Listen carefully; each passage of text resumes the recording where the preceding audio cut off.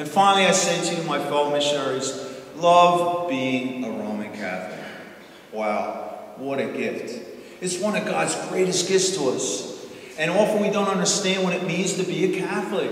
We think being a Catholic has something to do with our rituals and our devotions and all those things, or our administration or hierarchy. No. What makes you and me a Catholic is that moment, and only that moment, when this Mass ceases to become a spectacle, becomes a way of life. When we leave here today, the Eucharist goes with us, and when the first person we meet, it doesn't matter if the person is attractive or unfriendly, it doesn't matter. All we see in the face is the face of Jesus. All we want to do for that person is to build a little heaven for him or her. We'll be a Catholic when the sight of a sunset means more to us than our material possessions. When the sounds of children impress us more than the voices of the powerful and political people of the world, including our bishops. We'll be a Catholic when we can dance and sing for the right reasons and weep, not for having lost something, but the realization we've been given so much. We have the Eucharist. The Eucharist is alive. Jesus is alive. He's with us. We should never forget that. That's our faith. That's our church. You know what makes me proud of my faith? It's being in Haiti. After the earthquake, we lost almost every church. We lost a wonderful bishop. Our archbishop was wonderful. We lost hundreds of nuns and priests. The people would hear from other religious groups, God's punishing you. The Catholic Church said, no. We don't know why it's happening. It's a mystery. But the same loving God who took care of us yesterday, He's going to take care of us today. And the people would stand up and cheer and clap. I'll never forget the habits of Mother Teresa's nuns, full of blood, just caring for people, hundreds and hundreds and thousands of people. We had an excavation a few weeks ago in a school that collapsed, and you could see the bodies of the sisters dying, holding the children. This is what makes me proud of my faith. You go anywhere in the world, you'll see signs of the Catholic Church reaching out, helping others. And what I love most about our church, it's so messed up. We have so many missing pieces and broken parts. That's why God loves us. It's a human institution. The early apostles were totally dysfunctional. And I have to be careful here to say this. Sometimes I think our present-day apostles are a little bit dysfunctional too. But that's okay. St. Peter would brag about all he did and all the wonderful things he was doing. He never done anything. But Jesus would take them and change them. And he'd become an extraordinary leader. Give his life for Jesus. Well, you have to be proud of our faith.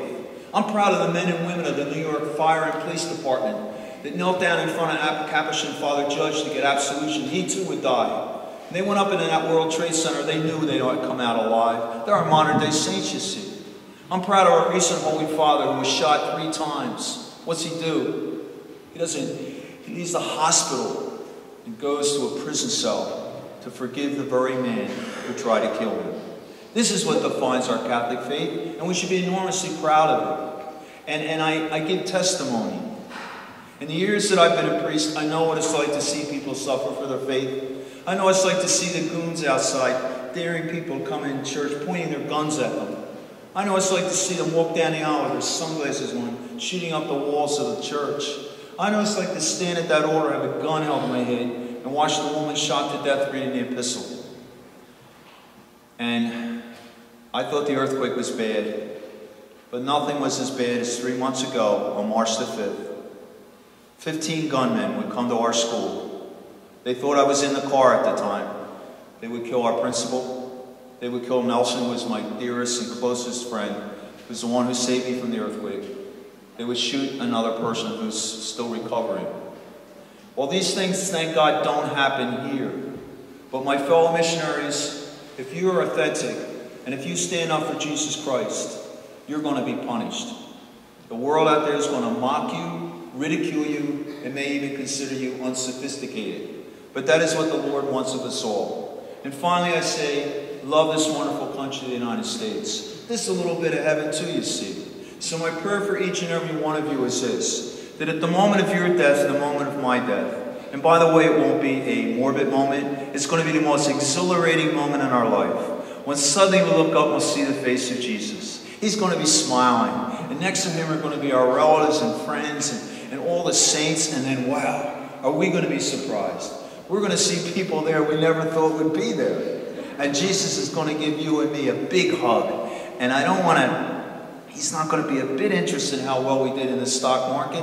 He couldn't care less how I shouldn't say this, how the Patriots are doing, or the Celtics, or maybe the 76ers and the Eagles a little bit. Yeah, but he doesn't care about any of that stuff. The only thing he's going to ask of you and me is, did you recognize my face? And did you build a little bit of heaven?